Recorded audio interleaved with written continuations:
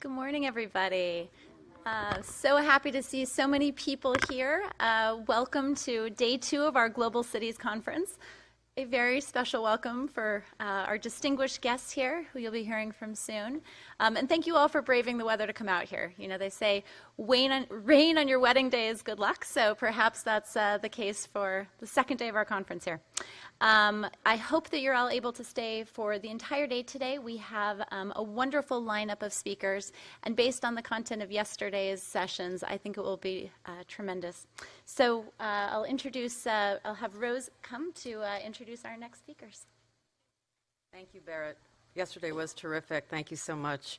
And I think that it was just fantastic having Judge Keenan close out the day yesterday. The judge has connection to our next 2 guests. He was an iconic member of the Manhattan DA's office and head of the Homicide Bureau. And of course, he was the city's criminal justice coordinator, which is a position subsumed within that of our next speaker, Liz Glazer. Liz works as the director of the Mayor's Office of Criminal Justice, and in that capacity, Liz serves as the Senior Criminal Justice Policy Advisor to the Mayor. Liz is held in the highest esteem in criminal justice circles, and we are delighted to have her at CAPI to introduce our next keynote speaker, the District Attorney of New York County, who we are honored to have here at CAPI. But first, I must say a few words about Liz Glazer, and I know the DA would wish me to do that. Everyone knows Liz to be exceptionally smart and balanced, seeking to both reduce crime and incarceration. She is widely known to be pioneering in her approach to addressing crime, as well as issues that impact the quality of life for youth and in communities. Liz accomplishes big things because she is a big thinker and a consensus builder. That stems from the fact that Liz has a well-earned reputation as a trusted partner with a keen acumen and indefatigable drive for results. People respect her, regardless of whether they agree with her on all points. Everyone knows that she's in the job for one simple reason, and that is she cares about people. In her position as director of the Mayor's Office of Criminal Justice, Liz has focused on ways to responsibly reduce the jail population with a significant focus on public safety issues and fairness. She has worked to drive programs that foster safety and stability in city neighborhoods.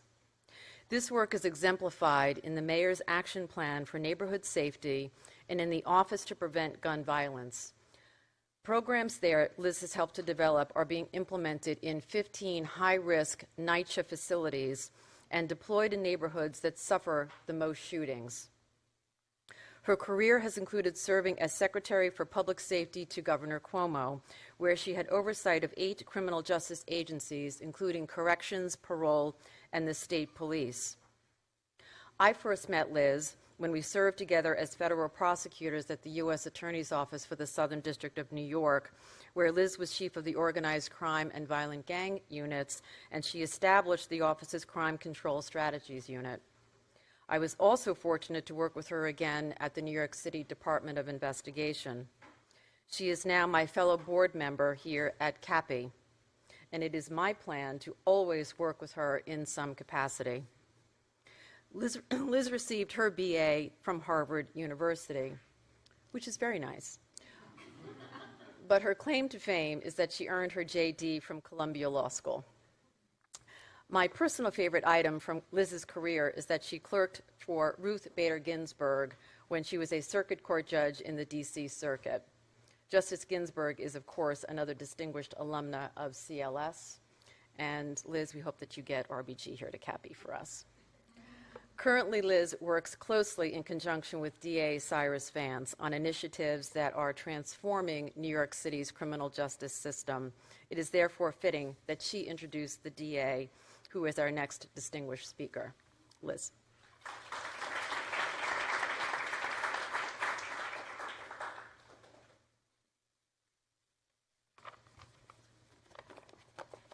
Great. Well, thank you, Rose. I'm afraid to give my introduction now. But I have to tell you what an extraordinary honor and pleasure it is to be able to introduce my colleague and my friend, Cyrus Vance. Introductions give you a chance to reflect upon the arc of a person's career and dimensions of what they've done, and a chance to say a few things that you never really get a chance to say in the hurly-burly of everyday engagement. So I wanted to just first frame where we are, because I think it puts the DA, explains so much about what the DA's work is and what his sort of pioneering vision is. Right now in New York City, we're living in a moment of really extraordinary change and transition in our justice system. It's not just that we're changing the way in which our justice system operates, it's that we are fundamentally questioning whether and for what we need the apparatus of justice players, and whether we need a justice system at all to achieve safety. And our landscape in New York City and across the country is questioning in particular what the role and function of prosecutors are. And DA Vance has really led at a very early stage before it was fashionable, that deep questioning and producing answers as well. And I just wanted to say, we as New Yorkers, we're a skeptical lot. And we always know that we know best, and we're unafraid to challenge fundamental ground truths. So you show up at a party and introduce yourself to a stranger, and they ask you where you live, and you say, I live on the Upper West Side. And they go, no, you don't. And you think, I know where I live. I've never met you before. So when Cy became the DA in 2010, following a predecessor who had been there for many, many decades and joining a club of other district attorneys who had similarly been ensconced for many decades, there was a bit of a harumphing. It's like, Cy Vance is Manhattan DA. No, he's not. Well, almost immediately, yes, he was. What followed was just an extraordinary burst of energy and creativity and rethinking and redoing of what a prosecutor's office does and how justice is manifested. And it's a pace that's been sustained and has energized his office in this city's justice reform efforts. And I wanted to just give you a couple of examples before we get to the main event. So Cyrus was one of the very first people to recognize that if we want to reform the justice system, we must look outside the traditional structures and the punitive orientation of our system. He was the first person to support and critically shape the work of a citywide effort to address the treatment of people with behavioral illnesses and how or whether they should touch the criminal justice system. He funded the first iteration of what became a wildly successful diversion program that to date has accounted for almost half of the drop in our city's jail population, while crime has gone down as well. And his thinking and that of his team has been foundational and will continue to shape what promises to be the very significant realigning of our justice system over the course of the next year. And he's not shrunk from the hard self-examination of the work of his own office and power. Well before there was a broader consciousness on these efforts, he invited in an outside group to look at how his office dealt with individuals and what the racial impact was of their decisions. He's not a captive to the moment and is always looking ahead and beyond to figure out the next solutions. His office spearheaded a series of prosecutions that yielded hundreds of millions of dollars in asset forfeiture. And his first plan and first step was not to think about how to use it for himself, but to set out a plan to lift up not just the criminal justice system in New York City, but across the country by investments in everything from addressing rape kit backlogs to crime strategy analytic units. And looking ahead, he was very aware early on of the key importance of cybersecurity and the truly existential threat that it poses. He created the Global Cyber Alliance, which is just as far-reaching as its name suggests. And I see we have Mary Cavaney here, who's its Chief Operating Officer. And it joins jurisdictions from around the world, first-class experts and practitioners, to do the thing that DA Vance does best, which is to figure out what the program problems are and to identify actionable solutions.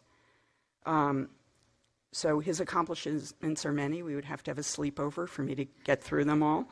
But most importantly, really most importantly, they're animated by a fundamental sense of decency, an approach that combines openness and creativity, and grace and humanity. And New York City is lucky to have him as our DA, and I'm so pleased to give you Cyrus Vance.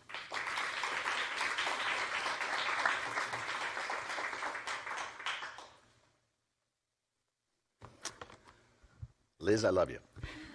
No, I really appreciate you sharing your thoughts on the time we have had together, and I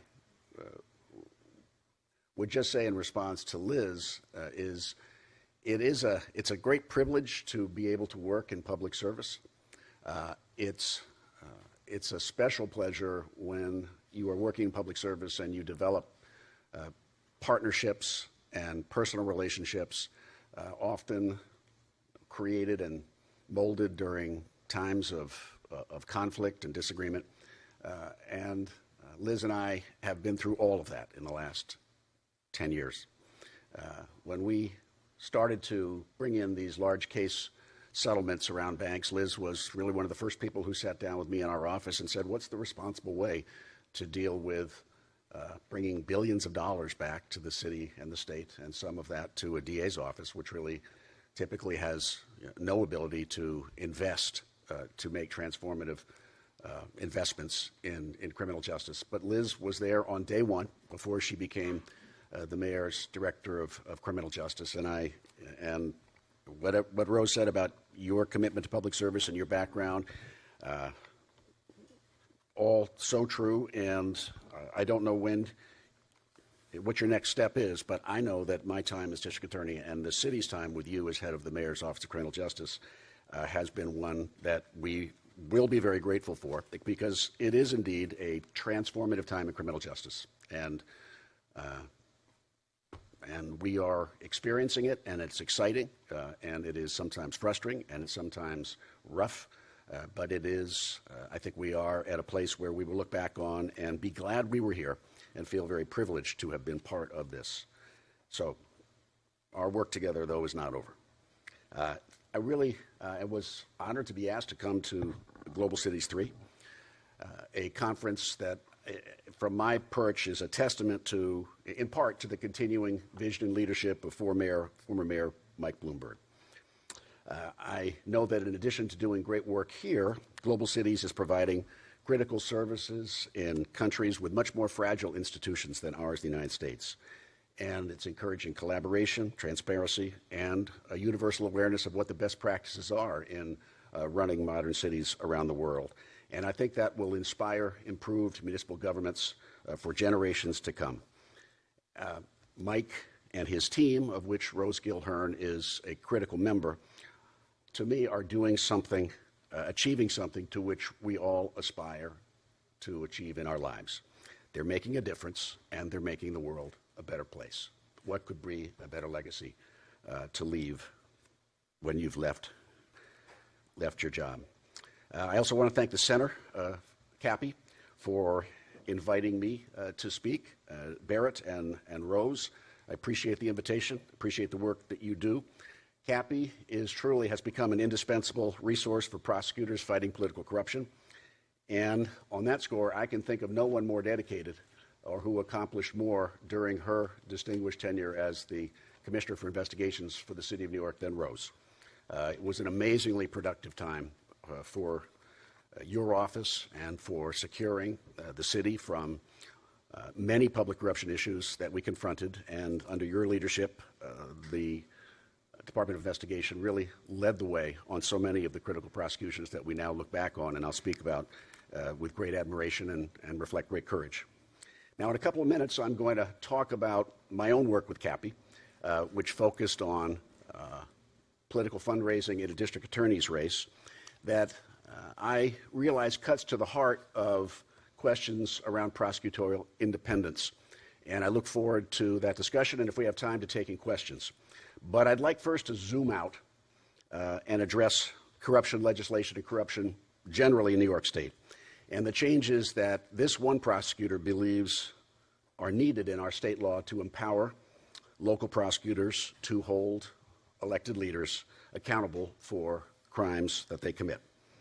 Now, the spoiler alert at the beginning is I don't think New York State is the gold standard in this regard, but we should be. I think everyone understands we should be, and the question, of course, is, well, why not?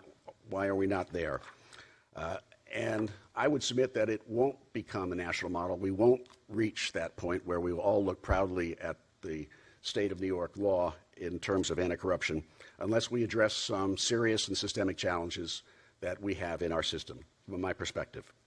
Now, I'm not suggesting at all that all lawmakers in Albany have a blind eye to corruption, while a steady parade of their colleagues were indicted, convicted, and ultimately sentenced over the past decade. It is true that in recent years, in 2014, the legislature did pass certain amendments to criminal statutes around corruption, including bribery and a corruption law. But any positive gains on this issue, I think, has to be given great credit, and I want to give that credit when it's due. Yet those measures, as many may remember here, were really a half measure, a compromise for disbanding the efforts of the Moreland Commission to conduct deep investigations and recommend systemic reform. And I'll talk about that shortly. But it's at least to me clear that over the past 5 years, as I've looked at this issue, we cannot make real progress on this issue by working around the edges. Now, today we're gathered less than 24 hours after the end of another New York State legislative session, and I can't help but feeling that we missed another opportunity to pass impactful public corruption legislation.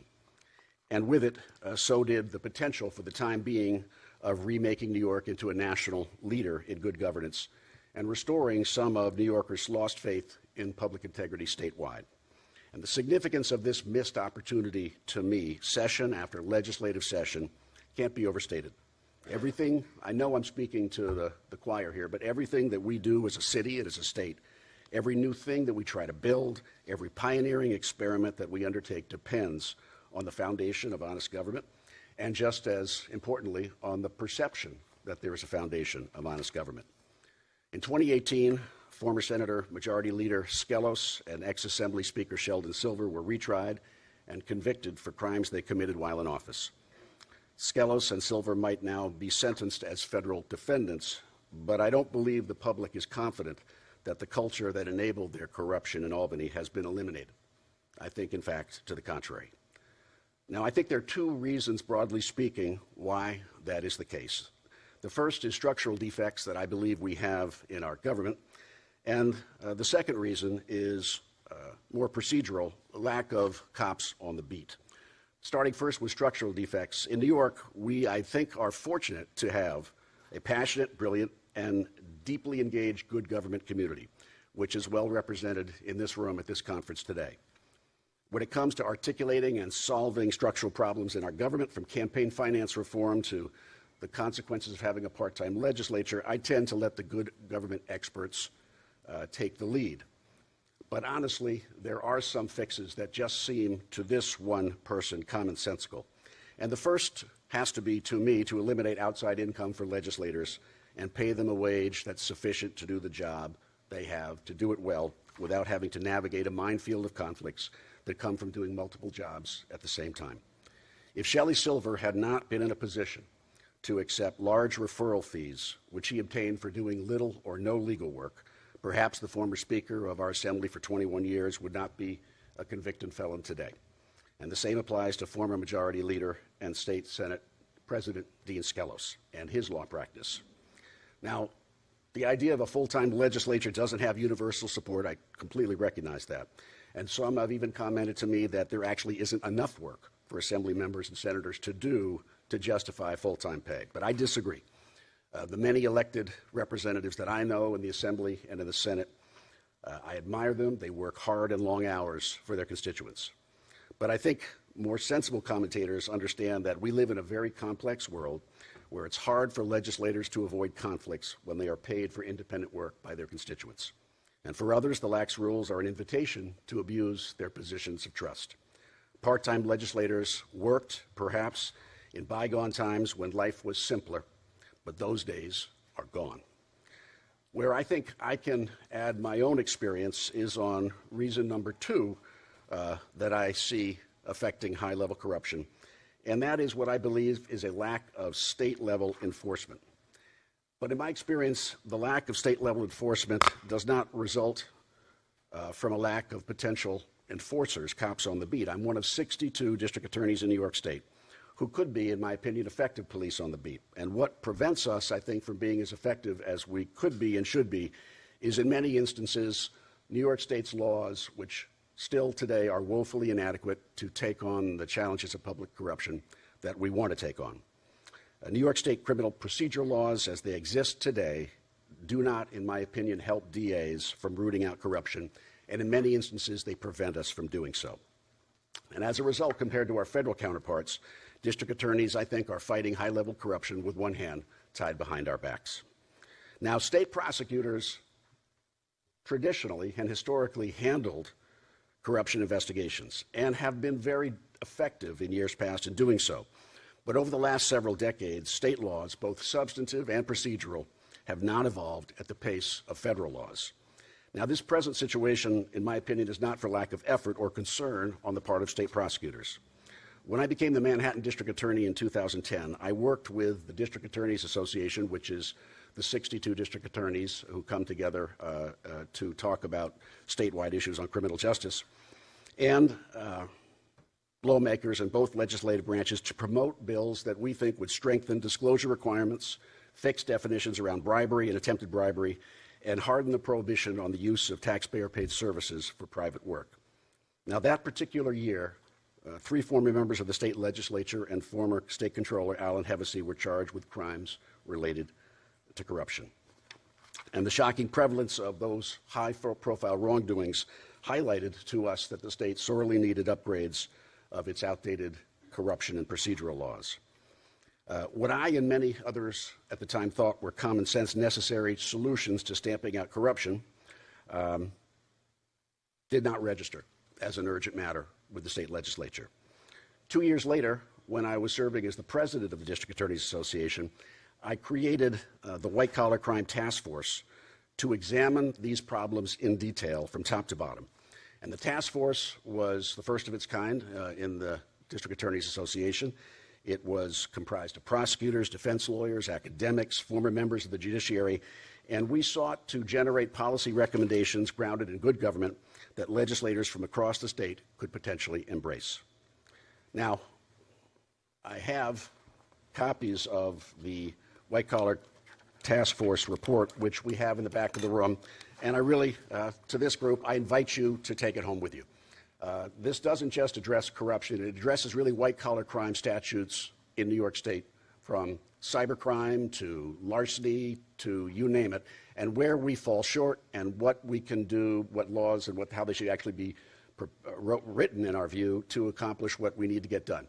So it is to me, and I know I'm speaking about our own work, it's to me no less valuable today than it was in 2013. Why? Because very little of what we've talked about has actually been done by the state. So I urge you to take a copy. And among the other recommendations in that 113-page report, we proposed for the first time in recent history a package of comprehensive, highly detailed anti-corruption legislation.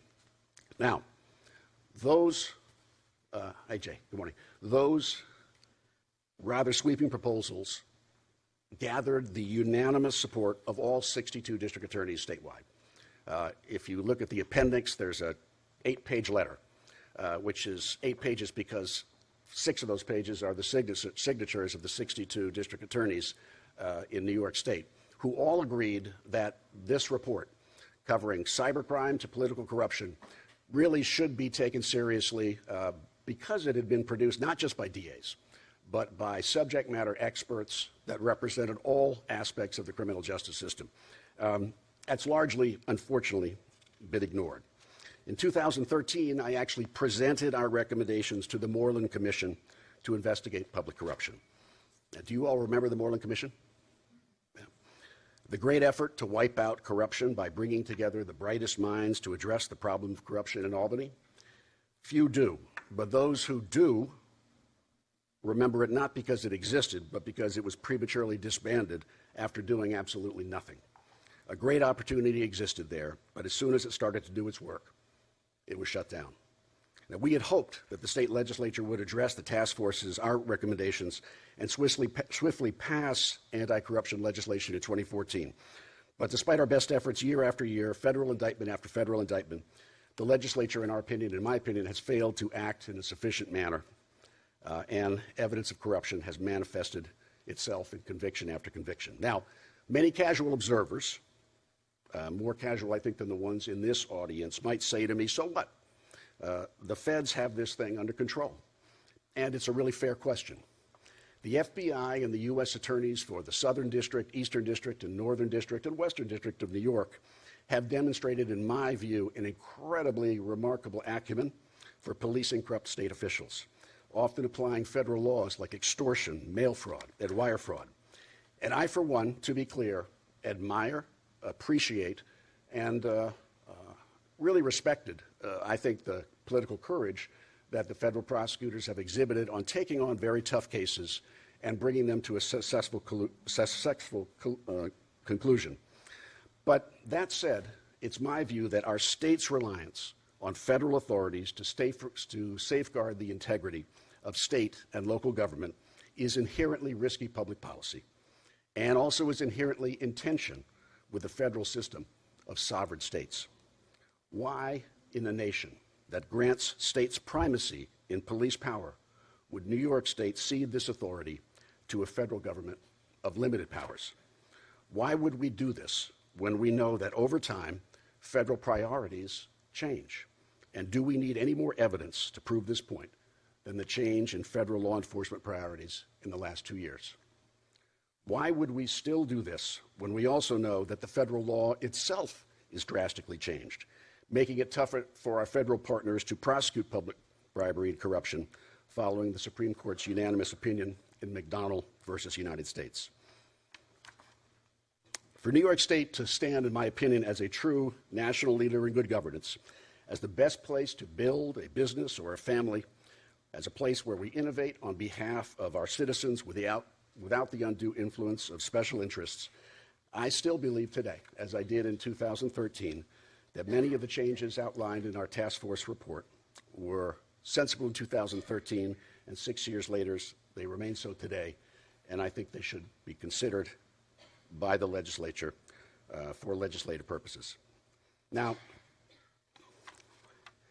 from time to time, the state government has been successful in prosecuting state corruption. In the early 2000s, the Manhattan DA's office obtained the convictions of Assemblymember Gloria Davis and Senator Guy Villela, and more recently, of a city council candidate who falsified matching funds paperwork. But those successes really have been at a fraction of those of our federal counterparts. And I think they came about in spite of the state system, not because of it. Now, criminal prosecution, I know, is not the answer to all of society's problems, but any system of corruption enforcement is doomed without effective ways to investigate it and prosecute it, which is what I'd like to talk about now. I want to highlight just two procedural reforms that I believe are necessary to remove what I think are fundamental roadblocks to building white-collar cases in corruption: ending automatic transactional immunity and amending the accomplice corroboration requirement. Transactional immunity. Don't have your eyes glaze over. New York State is the lone state to employ an utterly nonsensical automatic transactional immunity requirement that every witness before a New York grand jury automatically receives full immunity for anything they testify about and anything related to that testimony. Now, this special protection, which you could call an immunity bath, makes prosecutors reluctant to call before the grand jury the very people who know most about corruption for fear of giving them transactional immunity, a lifetime pass for their transgressions.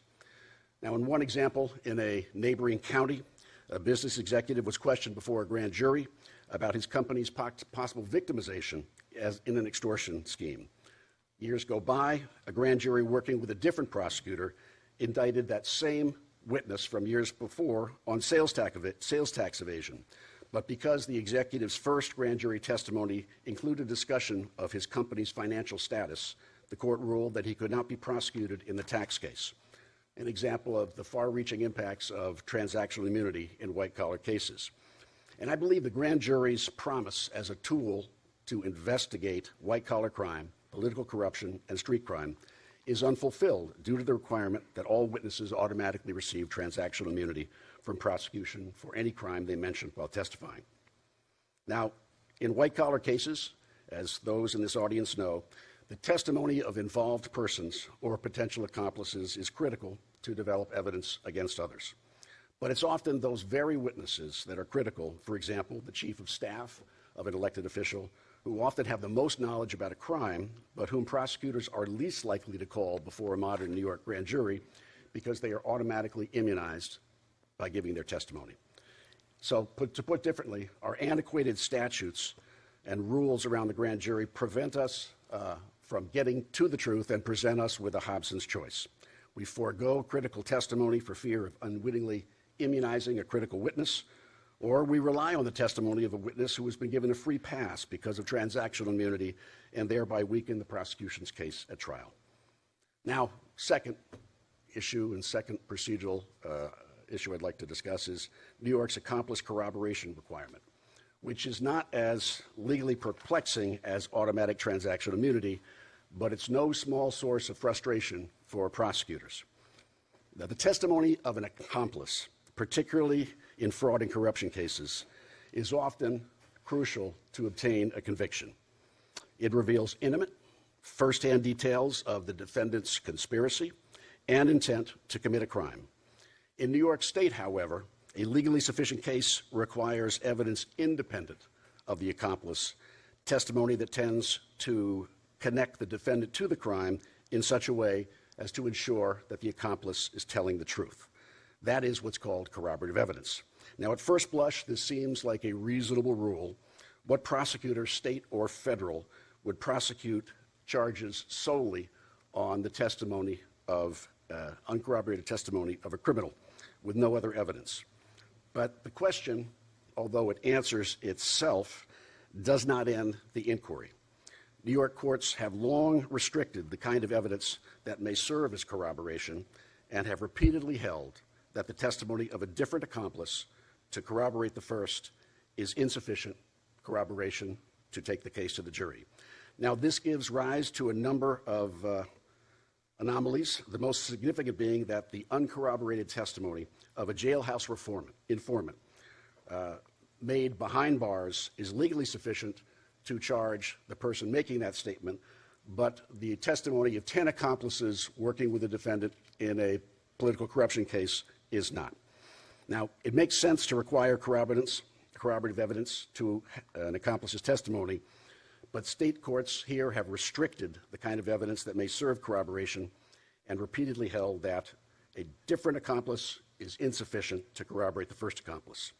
So New York is among the minority of states that require this level of corroboration, and this anomaly has resulted in for decades, in hamstrung prosecutions dropping strong cases because they could not make the case in state court. The law needs to be amended. Now, these are just two of the recommendations we highlighted for lawmakers about ending New York's decades-long history of high-level corruption. And I think DAs need to be equipped and need to be trusted to use these tools to fight corruption in their jurisdictions. It's illogical and untenable to rely solely on federal partners, and in today's post-McDonnell era, it's borderline dangerous. Now, I'd like to devote the remaining time this morning to the topic of campaign finance reform, which I've come to learn is actually a critical aspect of criminal justice reform. When you are a public servant, even if you are receiving perfectly legal and ethical campaign contributions under state law, those contributions can prompt regrettable aspersions about your decision-making and independence. And I learned this the hard way in October of 2017 when campaign contributions I received previously in years before from lawyers who had cases before the DA's office prompted a real firestorm about my charging decisions of several high-profile people accused of criminal behavior. Now, I think those folks who know me would know that I've never allowed anyone's wealth or power, race, or campaign contributions to influence my decision-making. And I've been a strong advocate for anti-corruption laws since I've been district attorney. But I understand this. Even my personal values and public record did not insulate me from the pitfalls I experienced from failing to grapple with the optics of campaign contributions. What I learned above all is that it's not enough for me to have confidence in my independence from donors. The people of New York deserve to be confident about this as well. And that's why I quickly turned to this organization, the Center for Advancement of Public Integrity, and Jennifer Rogers, to begin a prompt and thorough, rigorous, independent review, the first of its kind, I think, regarding a district attorney's race and district attorney's campaigns, assessing how my campaign handled contributions and opportunities for reform in that area going forward. I wanted measures that could be implemented immediately and voluntarily without requiring changes to the law that would radically reduce the appearance of influence of money in our work as prosecutors. Now, a well-functioning justice system depends on actors within it faithfully executing their duties. And it also depends on public confidence shared by people of all races and socioeconomic classes that those actors are making judgments based on the merits alone. Raising the Bar, which was CAPI's detailed independent report, helped me identify ways to reduce the appearance of conflicts of interest and increase transparency in our fundraising efforts. But perhaps, I think, importantly, it illuminated what I believe and experienced from my personal situation may be best practices for all 62 district attorneys in New York to consider. These recommendations include blind fundraising procedures, and in the case of incumbent prosecutors, limiting contributions from lawyers who represent clients in matters before the office. I made a promise in that, as a result of that report, and released in January of 2018, that my campaign would exceed the recommendations that CAPI made, and we have kept to our word. We implemented blinding procedures, recommended as CAPI suggested, and announced we would no longer accept contributions in any amount from lawyers appearing before our office. Contributions from their law partners are also capped, consistent with CAPI's recommendation. In addition, we've continued a strict division between our campaign and the district attorney's office, as we had really since day one. But finally, and I think the real solution is not to approach this voluntarily one office by one office. And by the way, I expect there are district attorneys around New York State who totally disagree with what we did as a result of CAPI's investigation. And as long as the law permits large sums of money to be given to prosecutors, irrespective of whether lawyers have cases in or not, district attorneys believe, and I think if you sit in their shoes, you can understand with some good reason. They're honest people, and the law provides it, and I'm not going to have some lawyers' issues in another county define what I'm going to do in my county. I understand that, and I respect it. But also from personal experience, I've now really seen, as I said, the unexpected pitfalls that come from when you don't consider more than your own personal view about your honesty, but you have to consider what the public is looking at who doesn't know you and what the facts look like to them in a way that ultimately can be harmful to your office. And so while I respect my colleagues who think I'm crazy, I think from personal experience, there is a way forward that can give the public great confidence or greater confidence in the way district attorneys and the system that we have where we run for office and have to raise money to run for office can do that in a way that is straightforward, open, transparent, and limits the possibility of conflicts of interest. And I think really that has to be done through legislation. I've advocated for full public financing of district attorney elections in order to reduce the appearance of influence of lawyer contributions. And I advocate for that even though it tends to elevate challengers against incumbents. So it's my sincere wish that my colleagues around the state, that they avoid some of the pitfalls that I went through in 2017, but CAPI's recommendations are purely voluntary, and I was happy to agree with them and implement them. Hopefully that will be the case for others. So I look at where we are today. I think New York has a long way to come in terms of how its laws can be amended to help 62 DAs do a better job and to actually reach the promise that the public expects of them to help root out public corruption. I think that we should consider moving to a restructuring of our legislative system where legislators have one job and one job only, and that's to serve the public that they were elected to represent.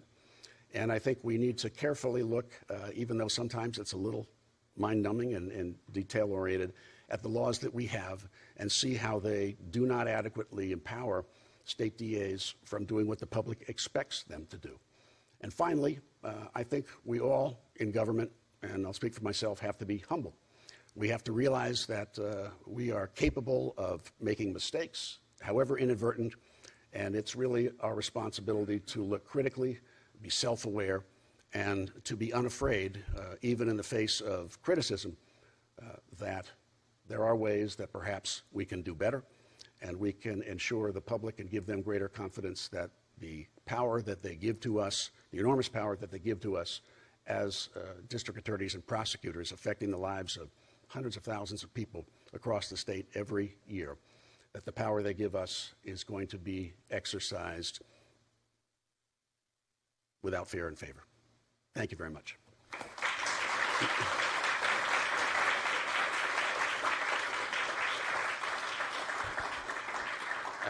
Now, I'm happy to take questions if there are questions, and if there are not, I will take a seat in the audience. Yes. About the inherent dangers of campaign finance and raising money and how that might either create the appearance of a conflict or actually contribute to a conflict. Would you support having the DA? It's a great question. Certainly. It's really such a fundamental question. Why are district attorneys appointed? Why are sheriffs in some jurisdictions elected? It really is a function of history and politics. I will tell you what's good about being an elected DA. It requires you to go to every corner of the jurisdiction that you represent. It requires you to listen to what concerns the citizens of every corner of the jurisdiction you represent. And it requires you to be accountable to them in a way that is direct. You may think that 2 years is the right length of a term, or not 4 years or 6, but I think there's a lot of directness and accountability and a lot about the electoral process which is positive. And I've always enjoyed that aspect of the work. And secondly, I'd say that I think we are kidding ourselves if we don't think appointive positions are conflict-free. How one gets to be appointed is itself a political process, which is less transparent and more opaque than most of the stuff we are talking about today. So I don't think either one is perfect. I do think, though, that the trend toward public financing and trying to even out and to be more transparent about the whole process, I think that's the trend that I think is worth pursuing. But of course, it butts up against those who have strong views that public financing doesn't eliminate corruption either. So there's no perfect system. And ultimately, at the end of the day, whether it's an appointed process or an elected process, you're gambling and trying to take an educated decision that the person that you vote for or whom the committee selects to be the prosecutor is going to be at core, humble, honest, and to respond to the best instincts as opposed to the worst. Thank you so much. Oh, sorry. Yeah.